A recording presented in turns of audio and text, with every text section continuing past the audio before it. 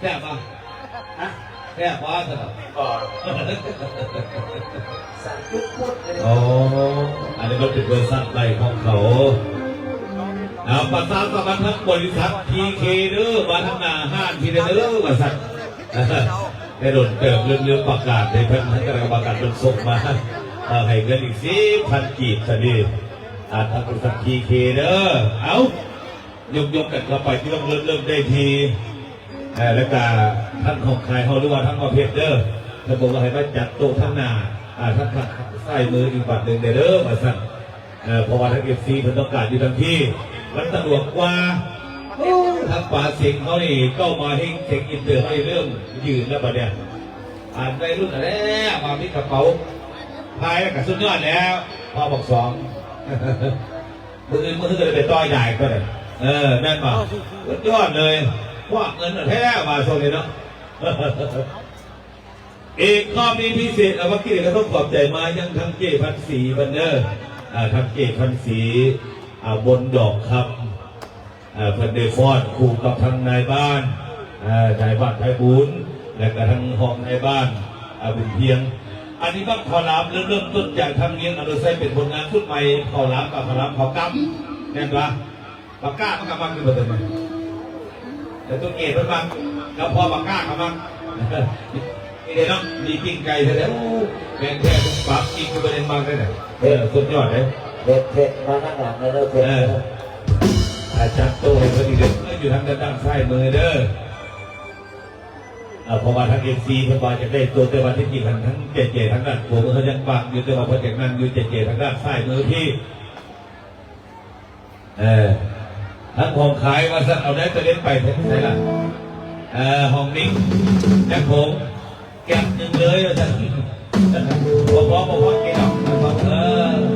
ปากที่เป็นขวบคนได้คนละถ้าทำแต่จอมจะได้หรือไม่ได้ความประมาณปันไหนในร่างตัวนี่แหละ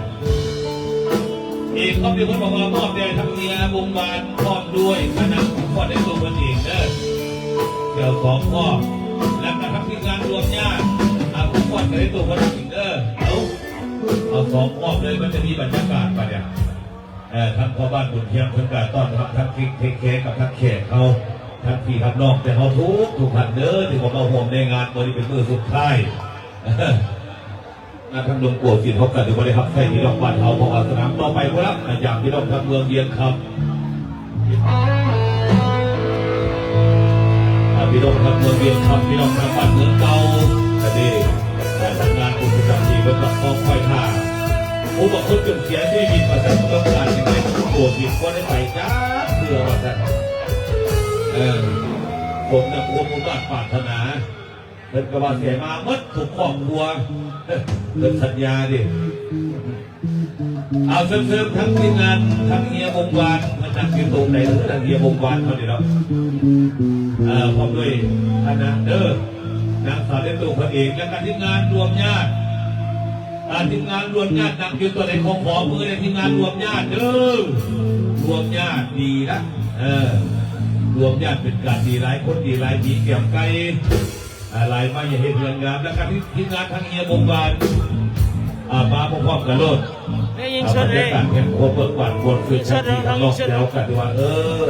ให้เป็นกันเองเดินพี่น้องเดินอย่างใส่โลดเป็นกันเองแล้วครอบครัวได้เราให้เป็นจิตตึงใจเดียวถ้ามาพนักงานบริการจัดมาโลดพวกไปยินดีต้อนรับเด้อเอาเชิญท่านไม่หยุดที่เขาคือมาพัฒนาขนาดไหนเนี่ยผมพัฒนาหลายปัญหาเรื่องปัญหาด้ามตอนเรื่องปัญหายังใช้อาการความโกงไปได้บ้างทีมงานคณะรวมญาตินายบ้านบุญเพียงเลยมันอยู่ใส่ต้องทางทีมงานรวมญาติเขาดีเนาะเมื่อไหร่บอกและทีมงานของทางเฮียบงบานวันนี้แล้วอีกรวมญาติกับเฮียบงบานทั้งสองกันเป็นบังคับได้หรือเปล่าอันนี้รวมญาติเนี่ยแล้วอีกเราก็พิธีมาจากทั้งบุญเสงสุริยพิษ บริยาเพชรหนึ่งคนเนี่ยทั้งภาพส่วนติดตั้งแอร์บ้านทุกประเภทโอ้เป็นประเภทเครื่องเย็นมันจะตกไหนเนาะมันเนาะทั้งบุญเสกเครื่องเย็นแอร์รถแอร์บ้านทั้งบุญเสกสุริยภาพมีตั้งแอร์บ้านทุกประเภทราคาถึงราคาเป็นโฆษณาคนก็เด้อมันจะเอาไปเอาเงินให้อย่าลืมพี่น้องเขาเกิดว่าต้องการจะใส่แอร์บ้านเอาในราคาถือราคายอมเยาคุณภาพดีอย่าลืมเด้อทันบุญเสกสุริยภาพเขาที่ตั้งแอร์บ้านทุกประเภทราคาถือเราดีเนาะให้เพิ่มเจริญประกาศไปเพื่อจะได้เงินยอดเด็ดและกับพ่อเดียวกันที่กระเซื้อนักเขียนเขาพี่น้องทุกท่านจับจองวันใจคูปองของท่านเบิกบานตัวนี้ท่านบอกว่าขอเอาเป็นฝ้าอุ้มฝนคือขนมน้องเด้อท่านน้องบิ๊กเด้อ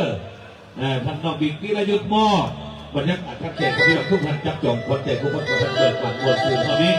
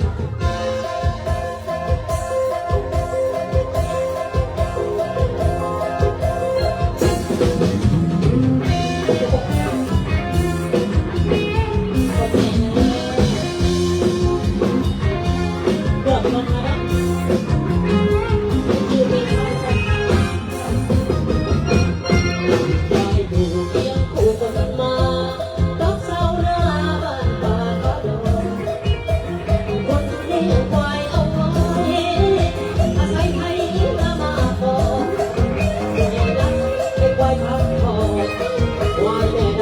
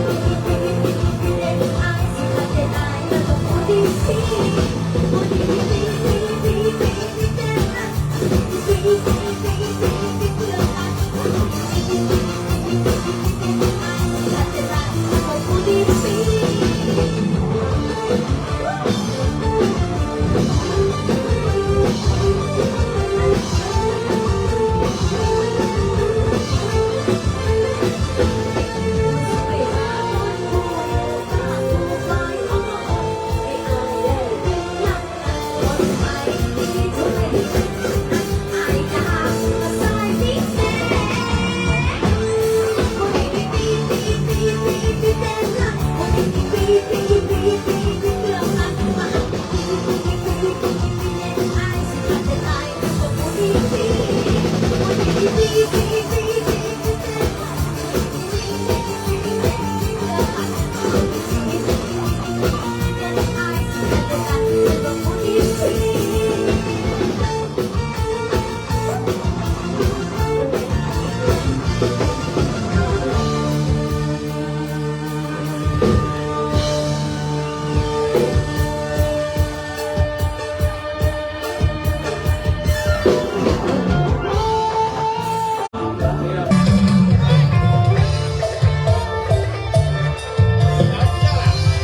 ให้จ้าละ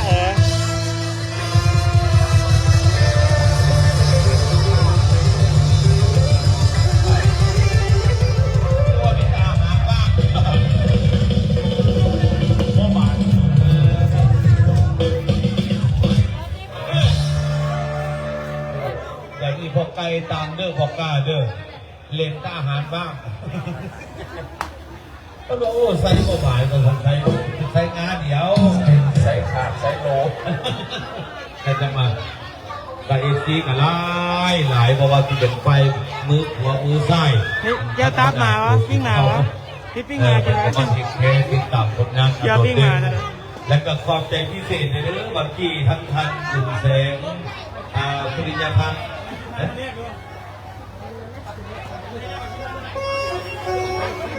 มนาแปลงโอ้ยมนาแปลงที่ใส่เด้อมาหาโมเขาเด้อมาสั่งและก็ขอบใจพิเศษสุดๆเพราะว่าที่เป็นท่านสุนแสงบ้านทุกสนิทตาดื้อและก็เป็นรถและก็เป็นพรเดินไปดอกเดินเงินพรต่อรองมันได้สบายเพียงใจดีเพราะทั้งเพียงใจดีเพิ่นสบายโลดแกทุกเรื่องธรรมดาประกาศให้ได้ว่าได้เงินบางอย่างจะเป็นแกเขาได้เงินพรต่อรองมาได้สบายน้องไปห้างตัวเด้อท่านสุนแสงปริญญาพันธ์ที่ตั้งแก่บ้านทุกประเภทราคาถือและก็ได้มอบบรรยากาศผ่านไปบางทีนี้อันนี้ภาคส่วนปปสเอามาที่ก่อนเพราะว่าจากทั้งท่านบุญมีการสร้างมอบเรียนทางในบ้านบางไทยสว่างครบด้วยภรรยาและก็มีนักข้อเรือประวัติทั้งจริงเมืองไซประวัติเป็นทั้งเจ้าของข้อพระเอกอนุญาตบัตรทับให้คนละเป็นผลงานเพลงอะไรเจ้ทั้งฮันแอร์เจ้าได้หัวมาตัวเสียงยิงปืนขึ้นฟ้าตัวแสดงว่าตอนนั้นหัวมาเขาพยายามหลีกหวยต้องหลีกลงหัวบอลหลีกมือปืนบอลในน้องหัวมาอีกจังหวะยังจำเลี้ยงใช่ไหมเราภรรยาของท่านในบ้านเซนต์บ้านเองเด้อท่านพบัตรท่านท่านบุญนี้การสร้างเขาดูโต๊ะไอ้น้อบุญนี้การสร้างบุญนี้การสร้างอาจารย์ที่ด้านพอกล้าเด้อพอมีนักข้อมีทั้งมิงเมืองไซพุทธเสนอมาและก็นักข้อของท่านที่นั้นมีเมืองไซเมาจุดตาลอยพุทธเสนอมาเมาตลอดไม่ได้แล้วใส่เมาตลอดเราเมาทุกคนละหนึ่งเพลงให้ท่านพอกล้าเขาจัดเด้อมีเมืองไซก็ได้เนาะเพราะว่าได้หลายจอดแล้วมีเมืองเมาก็ได้ตรงเด้อแต่ลูกลูกท่านใดเราก็แฮนได้ได้เก็บเห็ดพ่ออยู่ได้เอาเซิร์นเนอร์โอ้ตัดแบบอันไม่ตัดเป็นใหญ่พวกเลยไม่เสียนี่ไปเรื่องเลยไปเรื่องโปโลเลย